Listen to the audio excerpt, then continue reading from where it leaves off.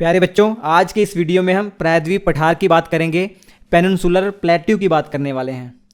लेकिन उससे पहले प्रायद्वीप होता क्या है, अर्थात पेनिनसुला होता क्या है वो समझिए।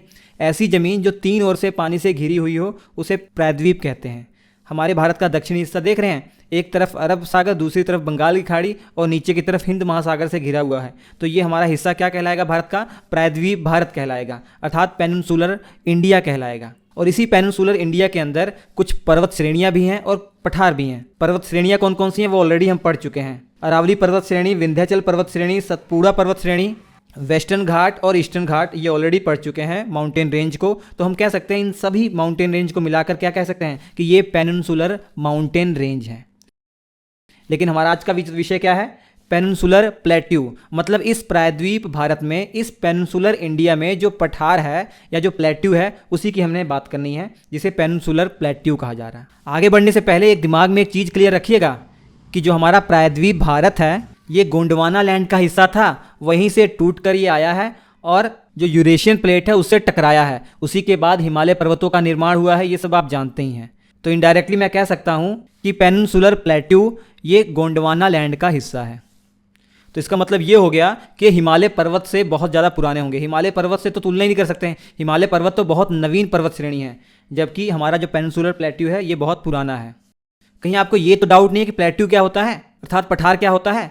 पर्वतों की तरह ये भी ऊंचे ऊंचे होते हैं, लेकिन ऊपर की तरफ ये फ्लैट होते हैं, टेबल की तरह फ्लैट होते हैं, इसलिए इन्हें टेबल लैंड भी कह दिया जाता है। जबकि पर्वतों के आप जानते हैं वो पिरामिड की तरह, चोंच की तरह ऊपर होते हैं, तीखे होते हैं, और पठार या प्लेट्यू ऊपर की तरफ समतल होते हैं, लेकिन ये भी पर्वतों की जैसे ही ऊंचे ऊंचे होते हैं।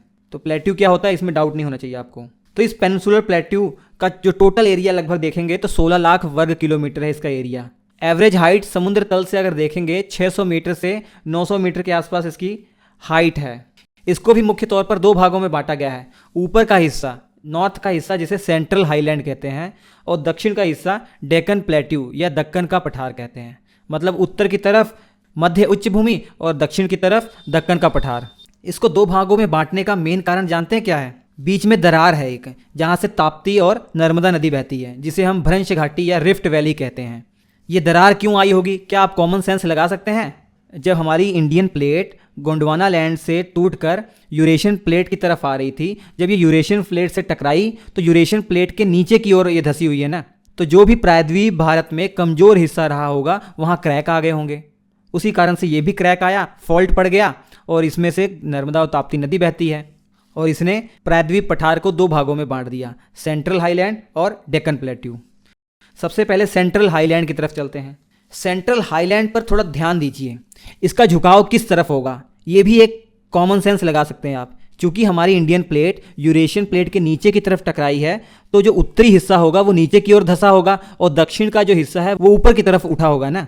तो इसलिए इस सेंट्रल हाईलैंड का जो उत्तरी भाग है वो धसा हुआ है और दक्षिणी भाग उठा हुआ है। इसका सबसे बड़ा प्रमाण क्या है कि जितनी भी नदियाँ इस सेंट्रल हाईलैंड में हैं वो दक्षिण से उत्तर की तरफ जा रही हैं। जैसे यमुना की 4 महत्वपूर्ण सहायक नदियाँ चंबल, बेतवा, सिंध और केन, इनका फ्लो आप देखिए, ये दक्षिण से उत्तर की तरफ जा रही हैं। तो जिस तरफ ढाल होगी उसी तरफ ये जाएंगी, और ये ढाल क्या क्यों आई ये आप समझ चुके हैं। और सेंट्रल हाईलैंड के नॉर्थ वेस्ट में देखेंगे अरावली पर्वत श्रेणी है, जो गुजरात में, राजस्थान में, हरियाणा में और दिल्ली तक फैली हुई है, जिसके बारे में हम ऑलरेडी पढ़ चुके हैं। और इस सेंट्रल हाईलैंड के दक्षिण में विंध्याचल पर्वत श्रेणी है, ये भी हम बहुत अच्छे से पढ़ चुके हैं। और इस सेंट्रल हाईलैंड को अलग अलग क्षेत्र में अलग अलग नामों से भी जाना जाता है। जैसे मालवा का जो पठार है, मालवा प्लेट्यू, ये सेंट्रल हाईलैंड का ही पार्ट है। ये मालवा का जो पठार है ये राजस्थान वाले इलाके में फैला हुआ है। काली मिट्टी बहुत पाई जाती है मालवा के पठार में। ये रीज़न क्या है ये आगे आपको देखने को मिलेगा, टेंशन मत लीजिए। अभी मैं बस बेसिक चीज़ें आपको बता रहा हूँ, सारी चीज़ें दिमाग में आपके क्लियर हो जाएँ, बाकी चीज़ें क्रम से तो हम पढ़ ही लेंगे। मालवा के पठार के बगल में बुंदेलखंड का पठार है, जो मुख्य तौर पर मध्य प्रदेश और यूपी में है, ये भी सेंट्रल हाईलैंड का ही पार्ट है।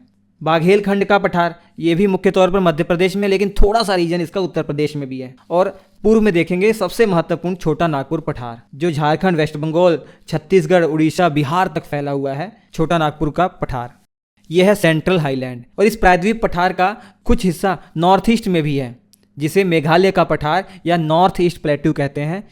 इनके बारे में भी हमें पढ़ना है। तो आज हमने इस पेनिनसुलर प्लेट्यू का बेसिक चीज़ समझी और सेंट्रल हाईलैंड के बारे में कुछ जानने का प्रयास किया। अगले वीडियो में हम दक्कन का पठार या डेक्कन प्लेट्यू और नॉर्थ ईस्ट का जो पठार है, जिसे शिलोंग का पठार या मेघालय का पठार कहा जाता है, उसको भी पढ़ेंगे। उसके बाद इस पठार का निर्माण कैसे हुआ, डेक्कन ट्रैप क्या है, वो सारी चीज़ें हम आगे पढ़ने वाले हैं। 2 या 3 वीडियो के अंदर इस पेनिनसुलर प्लेट्यू की सारी चीज़ें आपके दिमाग में क्लियर हो जाएंगी।